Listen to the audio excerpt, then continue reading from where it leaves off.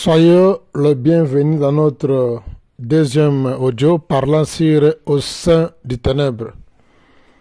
Comme je l'avais souligné au départ, je me disais que, en bref, s'il faut me poser la question, quel est l'objectif de ce message? Je vais répondre sur une seule phrase. Nous devons imiter et copier exactement ce que le Seigneur fait. Quand le diable travaille pendant plus la nuit que la journée, il fait que copier. Ce que le Seigneur fait, il fait qu'imiter ce qu'il a vu auprès du Seigneur. N'oublions pas que Lucifer a vécu avec Dieu. Il connaît la profondeur, il connaît certains secrets, je dis bien certains secrets de Dieu, et il est imitateur. Ce n'est pas lui qui a inventé ce système de travail pendant la nuit, il a copié ça chez les créateurs. Avant que le diable existe, Dieu le faisait déjà avant. Quand Dieu a créé Lucifer, il a vu ce que Dieu faisait, il a fait que copier. Je voudrais dire une chose épinglée, je peux dire quelques points capitaux sur ce qu'on peut parler sur les ténèbres. Il y en a plusieurs exemples dans la Bible où Dieu travaille dans les ténèbres. Je vais épingler seulement quelques exemples les plus touchants, les exemples les plus marquants de la Bible. Il y en a beaucoup. Nous n'aurons pas le temps de parler en détail sur ce grand thème. C'est un thème qu'on peut exploiter pendant des années d'après moi. Même une année, on peut exploiter ça, parler sur ça. Nous devons d'abord comprendre une chose que pendant, comment dirais-je, pendant la vie physique du Seigneur sur la terre, son existence physique dans la chair, vous allez comprendre que le Père a travaillé dans le Fils plus pendant la nuit que la journée. Comme je l'avais dit que pendant la nuit, le Seigneur, il priait, il planifiait.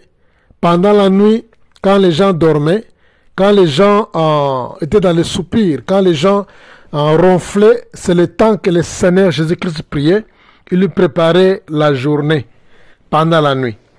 Il travaillait plus pendant la nuit, c'est pourquoi il y avait des grands prodiges, des grands miracles, des merveilles de Dieu pendant la journée. Dieu planifie la nuit, Dieu travaille la nuit, Dieu prépare tout pendant la nuit, et la journée, ce sont seulement les actions.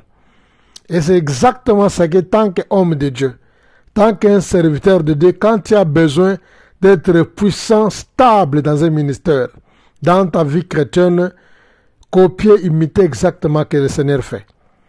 C'est pourquoi le diable le fait, et il ressuscite de sa manière, il ressuscite de sa manière.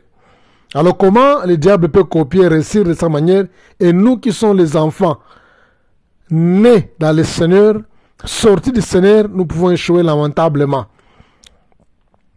Je voudrais énumérer quelques exemples, d'abord, comme je disais, les plus touchants, avant de vous convaincre que la nuit, ce n'est pas seulement le temps de dormir, c'est la nuit, c'est le temps des esprits. Nous sommes les hommes spirituels. Nous devons plus travailler pendant la nuit. Le Seigneur Jésus, je le disais, le Seigneur Jésus-Christ est né pendant la nuit. Parlons d'abord par la nuit. Le Seigneur est né pendant la nuit. Le Seigneur n'est pas né la journée.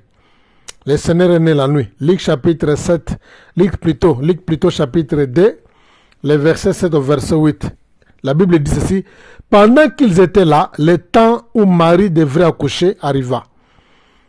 Elle enfanta son fils premier-né, elle l'amahota et le coucha dans une crèche, parce qu'il n'y avait pas de place pour eux dans l'hôtellerie. Il y avait dans cette même contrée des bergers qui paissaient dans les champs les veilles de la nuit. Je dis bien les veilles de la nuit, pendant les ténèbres, pendant l'obscurité. Ici on soulignait, c'était pendant la nuit. Les bergers paissaient pour garder les troupeaux. Voici un ange du Seigneur leur apparut, pendant qu'ils paissaient, pendant qu'ils gardaient les troupeaux, pendant la nuit où tout le monde dormait. C'est Dieu maintenant qui vient maintenant faire le plan sur la naissance de son fils. Dieu voulait que son fils naisse pendant la nuit.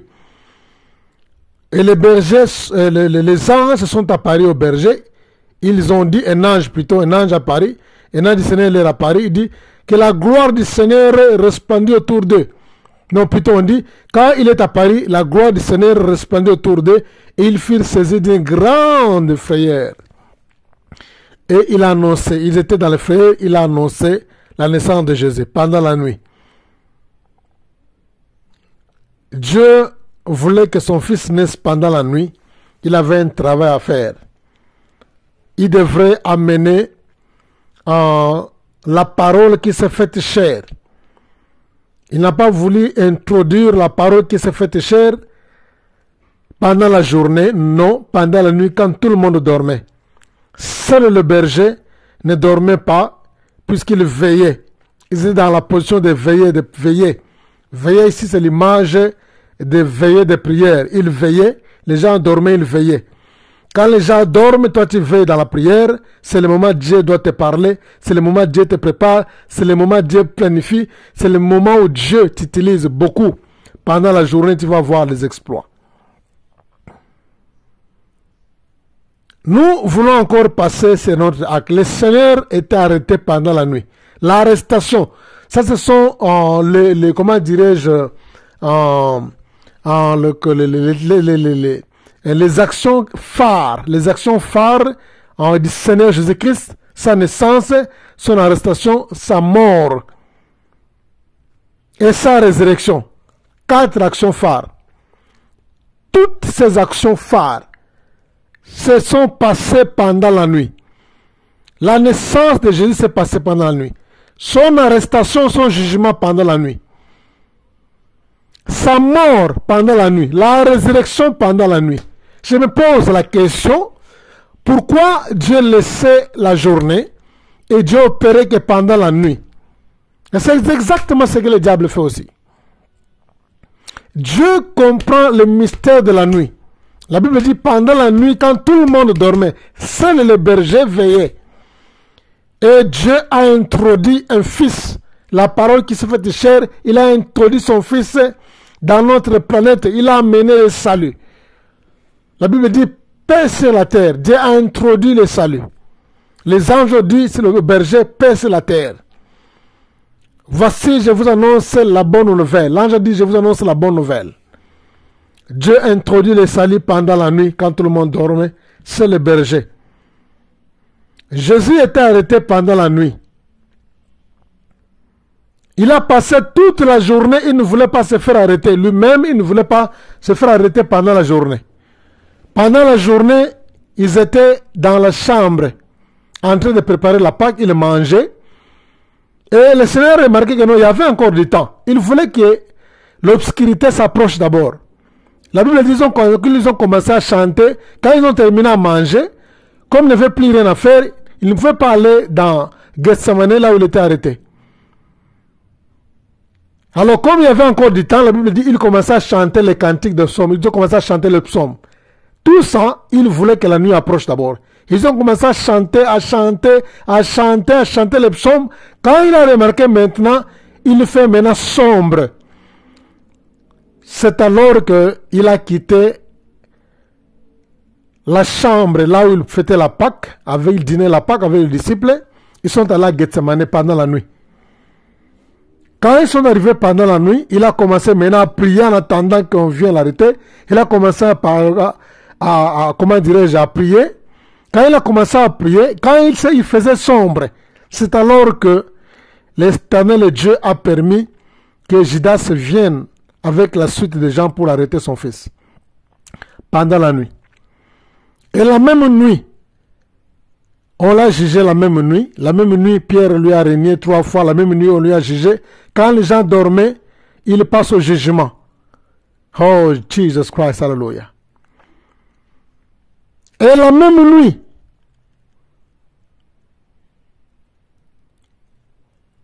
pendant la journée maintenant, il a commencé le jugement pendant la nuit. Et toute la journée, pendant la journée, faire navette, on l'amène ici, on l'amène là-bas. Pendant la journée, on faisait que lui juger.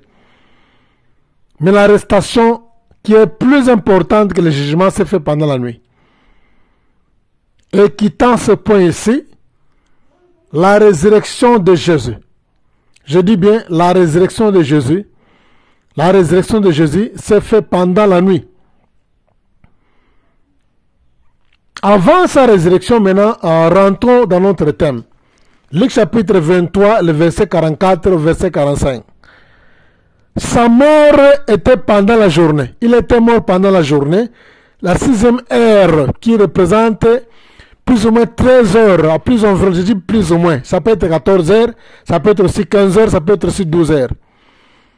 Donc la 6e heure, les après-midi, quand il était encore clair, quand il y avait encore de la lumière partout.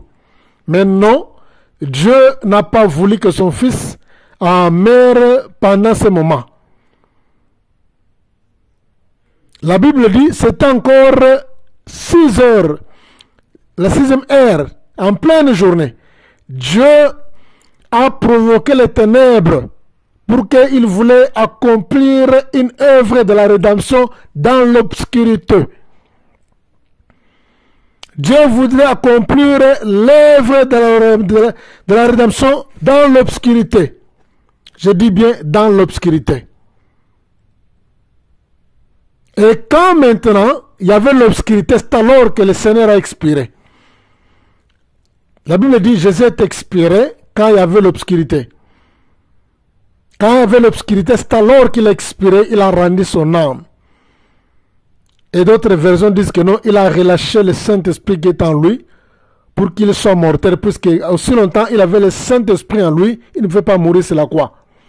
Le Saint-Esprit devait d'abord le quitter avant qu'il meure. Donc quand le Saint-Esprit lui a quitté, c'est alors que non, il s'est retrouvé mort.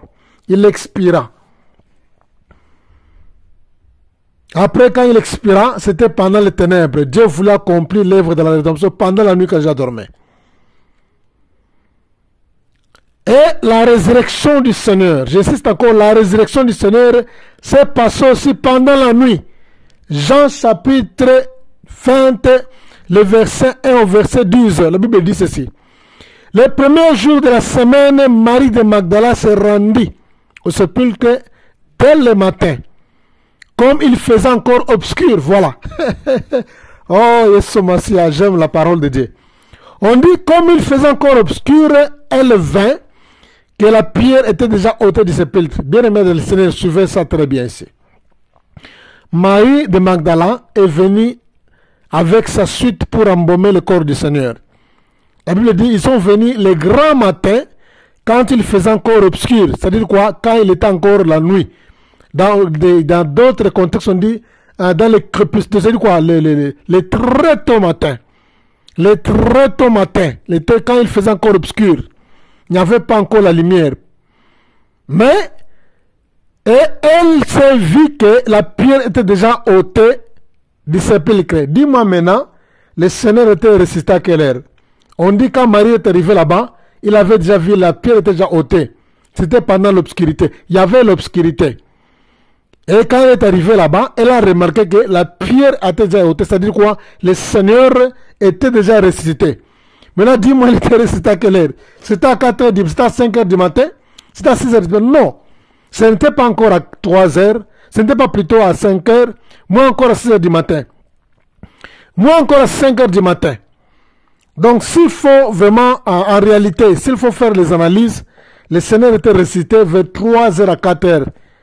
Ces heures-là, de 3 heures à 4 heures. La Bible dit, Marie est arrivée quand il faisait encore la nuit obscure. Et quand elle est arrivée là-bas, le Seigneur était avant que ça soit l'obscur. Donc, pendant ce temps-là, il était déjà, l'ange de Dieu avait déjà enrôlé la pierre.